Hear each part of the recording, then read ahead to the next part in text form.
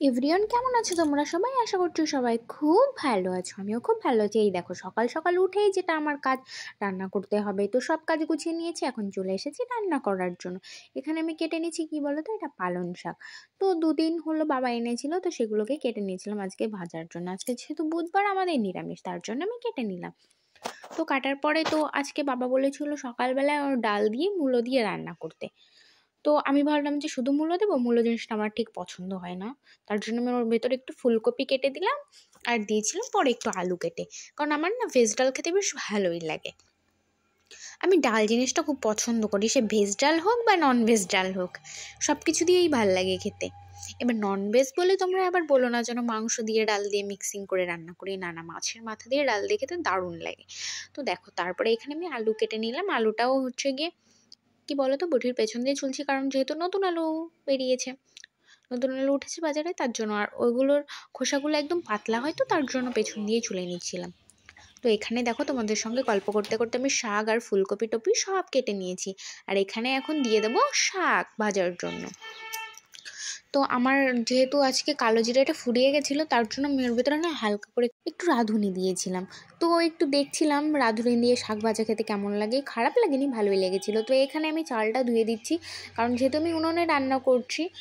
আমার সকালবেলা আমি উনুনেই রান্না করি, রাত্রেবেলাতে গ্যাসে রান্না করি। যেহেতু আমাদের বাড়িতে গরু আছে, তার জন্য গরুর খাবার রান্না করতে হয়, খুদ রান্না করতে হয়। তার জন্য আমি সকালবেলা উনুনে করি, যেহেতু রান্না হয়ে গেলে পারি তারপরে সেই উনুনেই আমি গরুর খাবারটা রান্না করতে পারি, তার জন্য। আর রাত্রেবেলা গ্যাসে রান্না করি। তো এখানে সব কিছু, আর তোমাদের সঙ্গে কথা বলতে বলতে ওখানে আমি শাক বসিয়ে দিয়েছি, আর লঙ্কার বোঁটাগুলো ছাড়িয়ে নিচ্ছিলাম। আর লঙ্কার বোঁটা না ছাড়ালে না ওগুলো পচে যায়, জানেন তো। তার জন্য আমি লঙ্কার বোঁটাগুলো ছাড়িয়ে একটা ঝুড়িতে রেখে দিই। তো কড়াইতে এত পরিমাণে জাল উঠেছিল যে আমার শাকগুলো পুরো পুড়ে যাচ্ছিল, আর তেলও কম হয়ে গেছিলো। তার জন্য আমি একটু তেল দিয়ে নিলাম। তেলটা দিয়ে তারপরে আবার লঙ্কা শুরু করে দিলাম। তো লঙ্কা বাছতে বাছতে তোমাদের সবাইকে বলি, তোমরা শীতের সময় কে কোন সবজি খেতে ভালোবাসো? কেউ সিম খেতে ভালোবাসে, কেউ ফুলকপি খেতে ভালোবাসে, কেউ ওলকপি খেতে ভালোবাসে, কেউ পাতাকপি খেতে ভালোবাসে। আমার তো ফুলকপি খেতে দারুণ ভালো লাগে, জানেন তো, ভীষণ ভালো লাগে আমার। আর আমি শাক জিনিসটা খেতে খুব পছন্দ করি, সে যে কোনোই শাক হোক না কেন, খুব ভালো লাগে খেতে। তো শাক বাছাটা নামিয়ে দিয়ে না এখানে আমি সবজিগুলোকে ভেজে নিচ্ছি।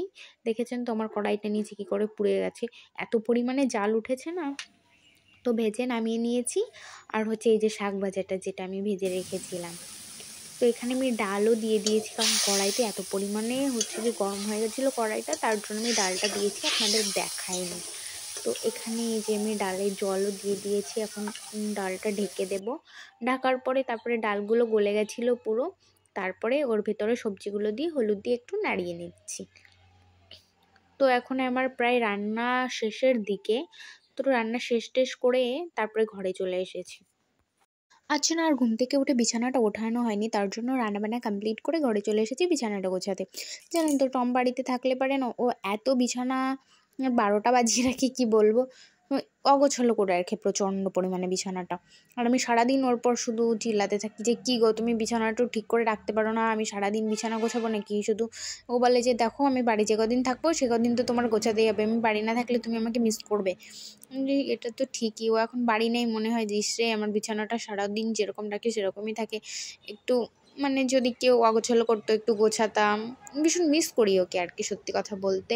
ও যেসব অকাজগুলো করে না বাড়ি আসলে পরে, সেগুলো চলে গেলে ভীষণ মিস করি, মনে হতো যে না, ইস যদি থাকতো তাহলে ভালো হতো। তো এই দেখুন, টমের কথা বলতে বলতে আমার বিছানা গোছানো হয়ে গেছে।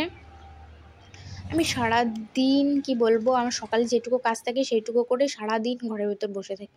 এত বোরিং লাগে না, টম থাকলে শাশুড়ি এত গল্প